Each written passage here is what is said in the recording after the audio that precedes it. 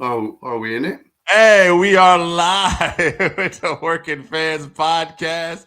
We had a little technical difficulties, but we're going to get through those technical difficulties because we got lots of energy today, don't we, AJ? Yeah, anytime you're high on Dubby, you're doing all right. I get all my energy and it keeps me boosted going through the day without the jitters, so you can do it too. Use the code FANSWORKING, get 10% off at dubby.gg, and you can have all the energy that your boys at the Fans Working podcast have. Remember, Fans Working, dubby.gg, save 10%, and tell them AJ sent you. Tell them. All right, my friend, we got to, and the big thing we need to talk about is... Whoa, Tony Khan's big announcement. They're coming to Boston. Oh, no, that's not it. We Want Cody. We'll talk about the Wrestlemania 40 press conference just real quick. But first, let's just talk about We Want Cody. All right. AJ, we talked about this off air this week. I'm a Cody Rhodes fan. We're big Rhodes fans. Yeah, but I don't consider us Cody crybabies. I know. I was all right with the other main event. I know. That's another subject. We'll get there. But did you ever expect this level of backlash? No. I think it also shows how far Cody has actually come. If you remember, just about a couple years ago when he was in his tail end of AEW, there was actually a certain amount of backlash towards him. Yes. Whereas there was a negative charge. Since he's come to the WWE, he's turned it around to a point where his popularity is actually starting to rival that of his famous father and has long surpassed his brother, Goldust. Ooh. But I think it's definitely an interesting thing. I think that he's gotten to a point where he's a megastar. No doubt. And The Rock talking about the Cody crybabies and how there's Cody fans, there's Cody Rhodes and everything. And I want to say already, and we're about to get to the press conference. Well, first off, let's just put a cap on this. I think it's awesome that even though I don't agree and I don't totally agree with the sentiment, and I just think it's just wrestling, guys. We don't need to lose our minds. I think it is awesome. Like you said, there's so much passion for Cody. I'm glad Cody is at this point. Yeah, he's gotten to that next level. People have passion for him, and God bless him. And I think The Rock pretty much said the same thing. Right. Now, I want to say, as far as the Cody crybaby thing go, all right, which Rock said on Pat McAfee, I think Rock was already slowly working us before he got to the press conference. And I don't know how much he called right there. I would imagine that a lot of it had to be planned out already by that point. But boy, it felt like, and let's just get right to it. The WrestleMania 40 kickoff press conference yesterday in Philadelphia. Bianca Belair was there. Ripley and Becky got into it a little bit. But let's just get to what we were talking about, all right? And before The Rock even comes out, you got Seth coming out here, right? And Seth's still joking around that pop, which Roman roasted his ass last Friday on that promo. Roman, people forget how good that guy can be on the mic right now, and it's another level. But Roman was good on the mic in the press conference again, roasting Seth. And right away, Seth comes out, it's good. But then Roman comes out, and I hate even saying it because I feel like it's such a knock on Seth, who's so talented. But now it feels like even a bigger deal because you have made such a bigger deal out of this guy as the champ. But he walks out after Cody. He's announcing Cody's going to come out. And Roman's like, no, you lost the right. You hesitated. This is a lesson for all you people to learn, And but even there, Seth tries to roast Roman, says, hey, nice of you to come to work. And right away, Roman, hey, nice of you to wear your wife's shoes. And then Seth tried to talk over him. Roman wouldn't have it. He talked over him. He would say things like, get this bum out of here, But then, here comes The Rock, right? And it feels like even a bigger deal already. The Rock is here now. And The Rock comes out, and he's basically, it's interesting because he's taking a moment to breathe it all in. And when he comes out, you're hearing Rock fans, you're hearing Cody fans. And I noticed this before, too, recently with Cody and Punk. It's kind of different. usually the fans were very concise. You hear, "We want Cody, let's go Rock," stuff like that. But that's not what we were hearing. It was muttered. Like people are yelling over each other, and it's like this different kind of commotion that I like. It's set up for like The fans were very divisive. You had Rock fans there and you had Cody fans there, and they were really trying to go over each other. And Rock was slowly just taking it in, slowly working this crowd. But it started when you're a babyface, right? You're supposed to be a babyface. Immediately, we know Roman doesn't actually have the right to make the decision for who's going to do this. He's just agreeing with Roman. He's not taking. He's like, you want to see Roman versus The Rock? Who's going to win? This is the biggest match. Was he starting calling it the biggest match in WrestleMania history too? I'm like, what babyface puts over their own match? Well, not just that, but even the People's Champ, when he was doing his chant, he's like, the People's, and some of the people booed, and he said, whether you like it or not, yes, the People's Champion. Everything he did there was a slow build towards heel. And even the graphic for the Samoan Dynasty, it was so well done. It still made you question what you were seeing, whether it was real or not. All right, and we got Randy in the comments. Are you surprised that we're not getting Roman versus Rock at Mania? Let's get there, Randy. Well, wait a minute. I know they announced on a tweet, but let's work to that, because are you sure we're not getting Roman versus Rock?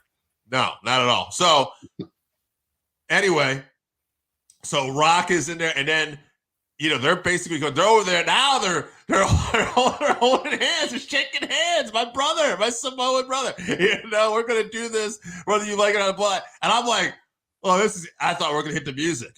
I liked that they didn't hit the music. Yeah. Cody comes out and says, "This is bullshit," and then Cody says, I've earned that right. Rock, yes, we had a lot of. So Cody kind of walks it back, because this was a pivot, I believe, because the one thing we were kind of ignoring was Cody did actually say, I am going to get my title shot and I will take you down, but not at WrestleMania this year.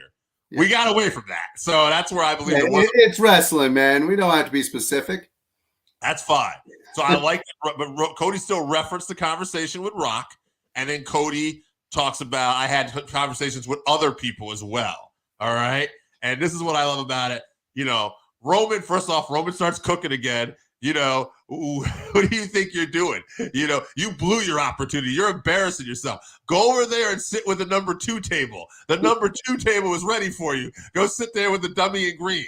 All great shit. Right. And then he says, you're irrelevant like your dad. And what I loved about this, it was subtle. Cody's about to talk, and he hits him with that dad line, and Cody has a very natural reaction, like, oh, you got me, and it pissed him off.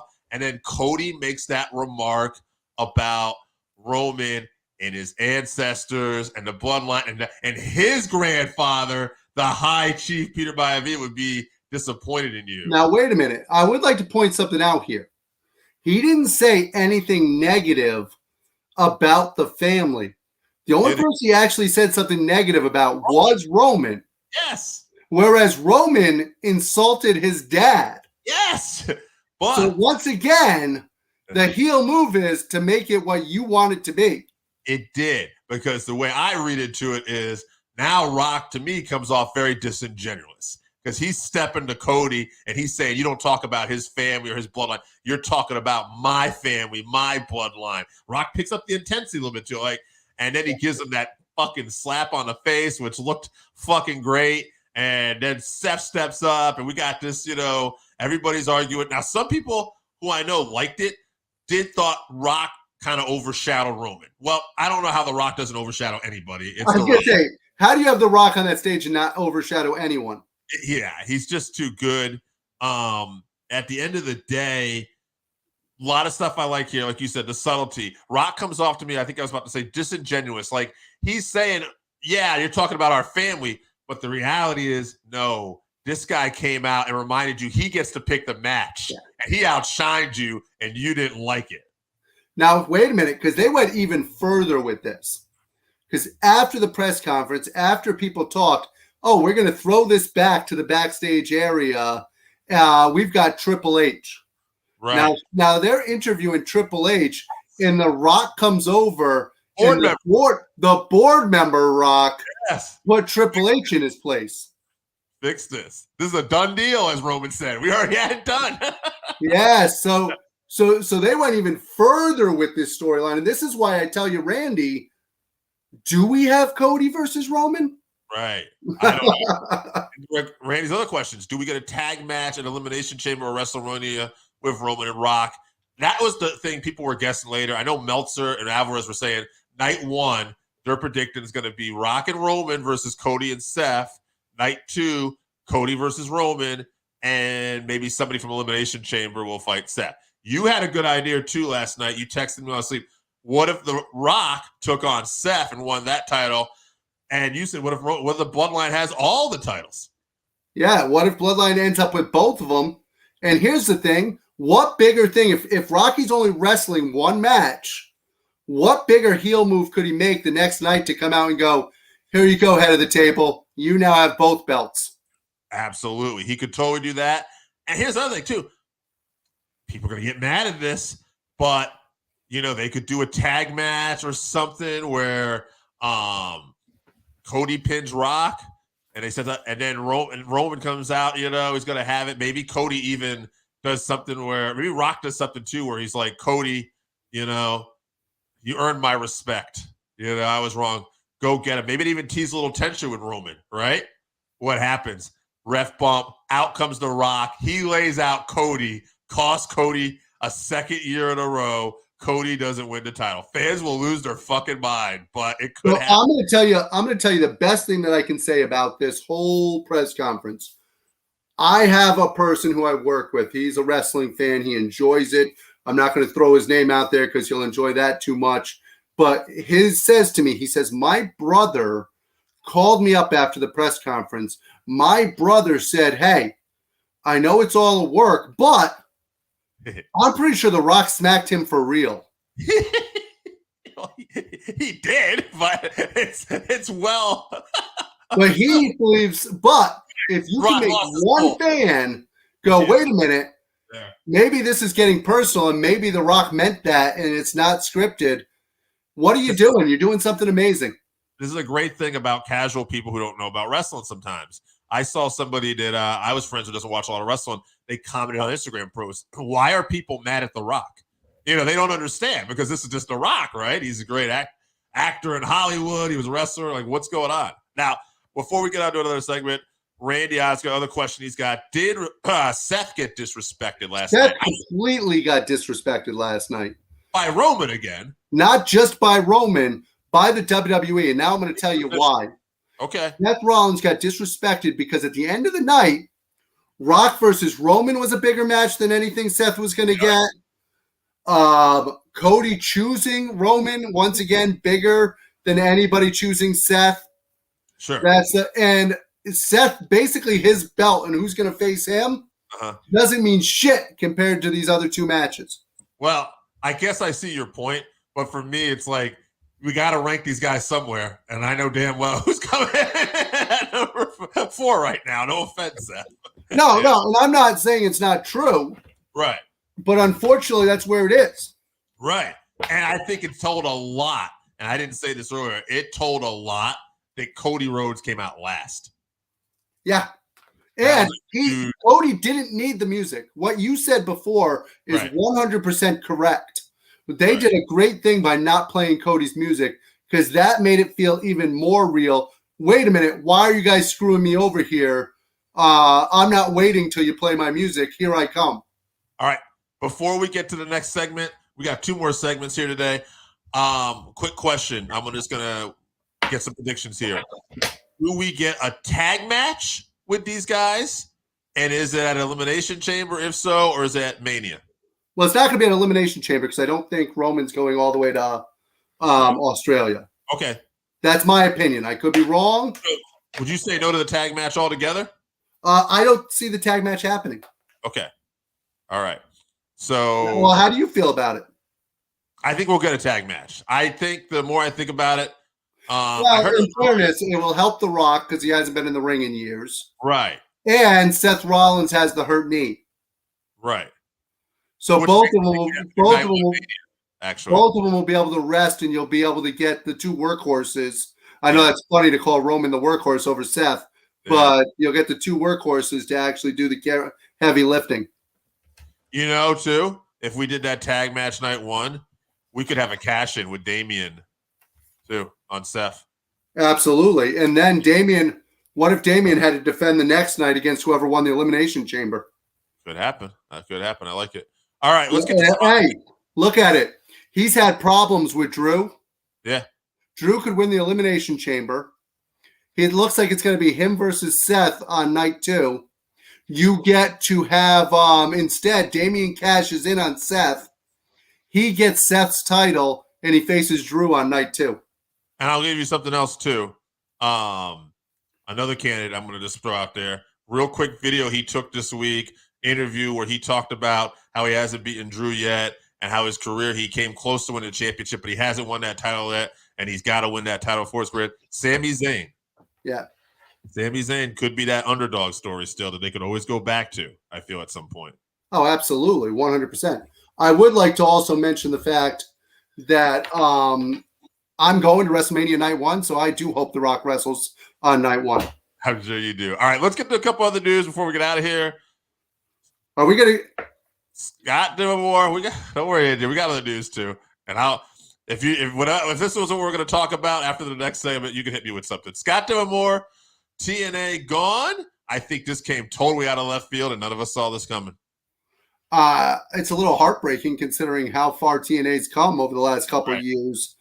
I know a lot of the talent came out yesterday on X, and social medias like Instagram and stuff of that nature, and the talent is absolutely furious that Scott D'Amore is gone. And I don't think the fan base is going to be happy, to be honest with you. No, they weren't. A lot of people aren't happy. He meant so much to really turning that company around. And it's a little weird when the company's finally getting some buzz, we'll say. And they also bullshitted the talent. They came in and they told the talent at first. There was all kinds of stuff about how they came in and had a meeting and how Scott actually had given his notice and that he was leaving, but it turns out he was actually let go. So they're actually bullshitting. Yeah. And if there's anything people can't stand, it's bullshitting. No, I mean, people are going to be authentic. And at the end of the day, something just seems kind of like there's got to be more to this story. But that's all we know for now. One quick question before we move on to the possible last segment. We'll see what you got. Do you think Scott D'Amore turns up somewhere else? I mean, it's possible. He could be in Slam Wrestling. But where else is he going to go? He's not going to go work for AEW because he'll never have the string. He'll never have the pull that he has in TNA. He's not going to go work for the WWE unless he's working as just a regular agent. Yeah. They guess they could use him for Ring of Honor. Yeah. I mean, he did help get Jordan Grace with that deal. You never know. Maybe he made some friends. Well, that's what I'm saying. He made huge moves. Yeah. And then he gets let go. We'll see what happens. All right. There's got to be something else to this story. I want to get to one more story if we end up running late here. New tag team champions, Sting and Darby Allin. Man, like we're 2 minutes into this match and Sting is diving off a balcony. With his kids there. Absolutely insane. Yeah, his kids are having to watch this 63-year-old man throw himself off a balcony onto people. Do you think that Sting is like the hottest thing in AEW right now? How can he not be? The only event they've got sold out, other than when they go to England, is Sting's retirement match. Yeah. No, it's crazy. And let me tell you something. Everybody was happy for Sting to win that tag title. If I had told you that a guy retiring in a month was going to win the WWE tag titles, how do you think fans would respond? I thought you're crazy, and I don't think anyone would be acting this excited. Even Ricky Starks. Did you see? Ricky Starks is a great heel. Yeah. But did you see the moments in the match where he sold not wanting to spear him, not wanting to? Even Ricky Starks was selling that he had appreciation and respect for Sting, which makes what the Bucks did so much better. Yeah. No, great angle. to set up their final match. We'll probably ask this again in a few weeks, but do the Bucks win the tag titles, or do Sting and Darby go out on top with Sting being the champion? They did an interview afterwards, and it wasn't on the broadcast, obviously. It was on Instagram for the Bucks afterwards for AEW. And the Bucks told them, they said, we don't want to actually do this. Why did you make us do this? You made us bloody up our suits. We want to come out and respectfully challenge you to a match. You ignored us. Now, as EVs, we owed this to the company, and we owed it to the fans to come out and make sure that this got done. So they literally blamed Darby and Sting for everything that happened. It was a great angle. Yeah, no, they did good. AJ, anything else you want to tackle this week? Yeah, there's something else I want to tackle. Tony Khan, shut the fuck up. Stop telling us you have big announcements. First of all, we already knew you were coming to Boston. So you come out and, I've got a big announcement. We're coming to Boston. Well, great. Well, yeah, and something's going to change wrestling in Boston. What, Tony? What? So your big announcement is that you have a big announcement coming in Boston. Yeah. Well, I think Mercedes Moné, as everybody's got figured out, is going to be in Boston. Yeah, absolutely. And I get that. And I know it's her hometown and it's going to blow the roof off. But don't tell us you have a major announcement if you don't have a major announcement.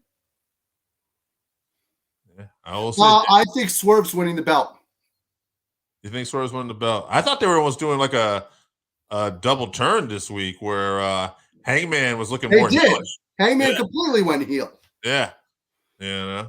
He went heel. Swerve went face, who's already been building a face background. Yeah. He does have to get rid of the rest of his group. He'd have to get rid of the rest before he's a complete face. He can keep Queen Dabi there. Prince Nana. Yeah, that's who I meant. That's they can keep him. Yeah, he can keep him. The dance is over. That's fine. But quite frankly, the Mogul Empire needs him more. Embassy needs him more than Swerve does. Swerve is over. So I think Swerve's winning the belt. All right. So see, there's your prediction. What's your pick? Who's winning the three-way? I'm going Joe all day. Ooh. Oh, Joe. But you know what? None of those guys compared to this guy.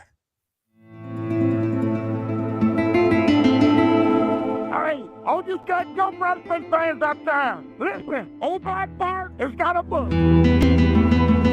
It's called Wrestle. I like that. It's got some dead good stories in there about some dead good wrestlers.